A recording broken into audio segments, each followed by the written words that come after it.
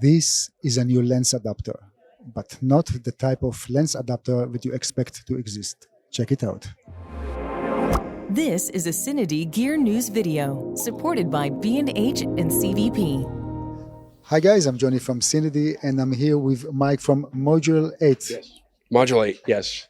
I promise to get it even better next time. Got it. Mike, it's the first time that we are meeting. Yes. Tell me a little bit about who you are. Oh, sure. I'm an optical designer. I've been an optical engineer since the late 80s. I had a company called Optical Product Development and a company called Hyperion Development, and we did a lot of OEM lenses for cinema, photo, projection, medical, industrial, things like that. I'm also one of the co-founders of Moment Lens, and we were a mobile lens company that recently moved into some larger adapters and has gone on to really support almost up and coming and emerging content creators, with sort of innovative and maybe more affordably priced products. And now you're back with something very, very special. Really, it's the first time that I see something like this. Yeah.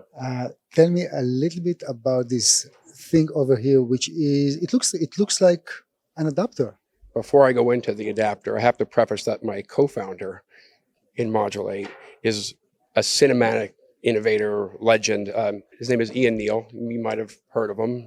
Ian's responsible for, some of the most iconic lenses in cinema history. So I will take no credit for the idea for this amazing device that I'm about to show you, except for the fact that I've been working in the optics manufacturing and product development space for a long time.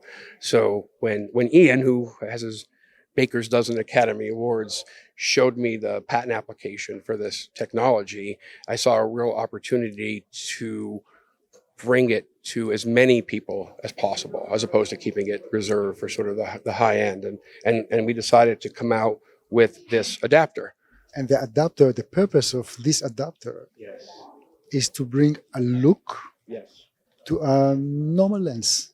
I'm just trying to simplify the thing. Trying to simplify, yes. The basis of the technology is basically vary look or vary tune.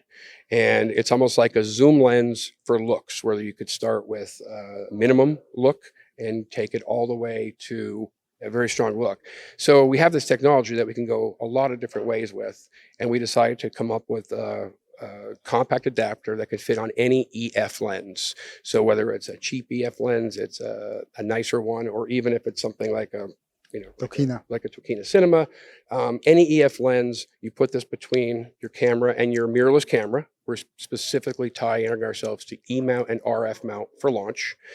You can create one of 3 unique looks and vary the strength of them. And we think the variability is really something that's no one's really done before at this level. So now I'm very curious to know, to find out, you're gonna imitate or gonna, what word should I use here? Well, when you start to decide what you want the image to look like, we said, let's try to base it on something that maybe has gotten a little out of control. And the thing that we looked at was, I'm a really big fan of the Super Baltars, and people are a really big fan of the K35s, the Canon K35s.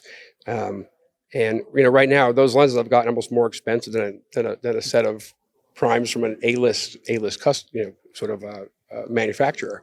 So we said, let's try to come up with 3 looks. Let's try to do comparable, inspired by Baltar, K35, and then a third unique look that we came up with sort of on our own. But this adapter, again, it's standard EF. It was really important for this version to support electronics. So when you put your EF lens on here and you're connecting to your Sony or your Canon RF, you'll have your autofocus, your manual focus, your IS, your aperture control. And you have this tuning ring that's going to let you go from min to max look. So our first look, which we're calling L1, is sort of inspired by the Baltar. And the Baltar is my favorite lens to project because it has that halo. It has that beautiful glow. And I think when people talk about these vintage lenses, they're talking about that, sharp resolution target swimming in that like nice creamy sort of field. The L1 actually comes on not at 0 and lets you really crank it up. I'm from Boston, so we call it the Wicked Baltar back and I didn't say it with the Wicked Baltar. We didn't say it with the accent, but it really adds a glow. It really adds just a beautiful, creamy image to the to your footage. And It's, if you, sorry to cut you, but if you want even more of that specific look, you simply have to work with more like an open aperture. yes, I mean, right now we're saying that these things could work down to about f1.4. So you use them at 1.4, and the L1's almost a little bit out of control. It's just so flary and sort of crazy.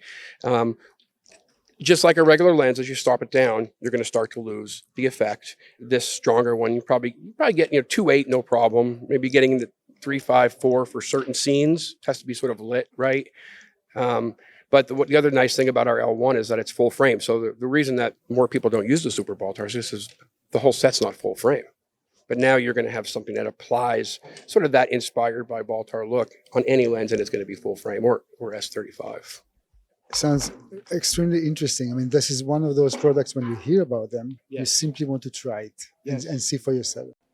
I see here there is a USB connector. Yes. What is this for? So the board that we're using inside can be updated with USB firmware. So if there's a Canon EF lens that comes out or somehow doesn't work on these cameras anymore, the firmware can be updated so that those lenses are supported. So it's just firmware update for the Canon lens database or for the EF database.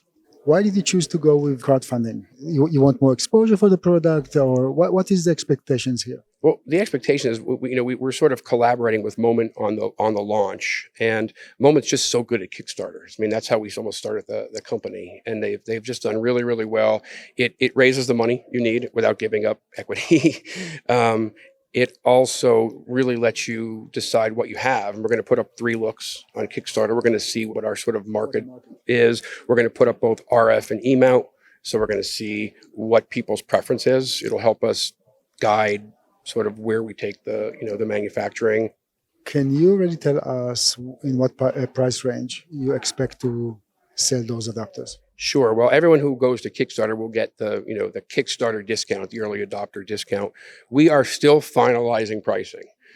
We're looking at it and saying this is probably going to be in the range of a decent high-end prime or zoom lens, because it's enabling you to take a set of standard Canon glass and turn it into something that, basically fit a set of K35s in your bag with even a zoom lens and one of our adapters.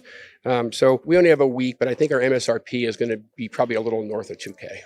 Okay. I'm even more curious to see how the audience and the targeted market group will accept it. Yeah, but don't forget, when you experiment with these MSRPs, the Kickstarter discount, the early adopter discount, there'll be tiers of it. It's a really, really good time to try it, because the Kickstarter discounts are always pretty significant.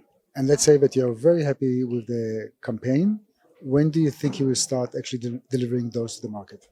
So we would hope to be delivering units basically end of the summer. It looks like from the samples that you showed me that you have this uniqueness in the image, and that's what we are looking for. Yes, and it's, as I said, our L1 is a very strong, sort of aggressive look. Our L2, which is our K35 inspired, is a much more subtle look, probably better for bigger screens, probably when you want that little bit of vintage, not maybe in your face. And then our third look is pretty unique. The internal name is retroscope, because it's for spherical lenses, but it actually gives you, primarily a field effect, and it gives you off-axis astigmatism comparable to what you would find in an sort of an old school anamorphic lens. So if you 2:3:9:1, if you crop your spherical footage, you might pick up some character. You might just want to add some depth of field differences to the edge of your field. It'd be a nice look to try. People are everyone's experimenting with basically shaking lenses, tapping them with hammers, rubbing them, doing a dance, scratching them with a Brillo pad. So maybe we'll be able to give people some controlled access to things that they think are interesting. Mike, thank you very much. I mean, for me personally, every day I learn something new, and I love it. Yes. And guys, it's out.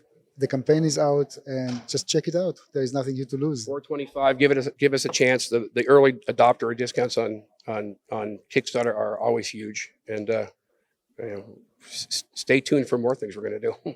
Thank you very much. Nice meeting you. You too. Guys, thank you very much for watching, and please don't forget to subscribe to our YouTube channel. Thank you.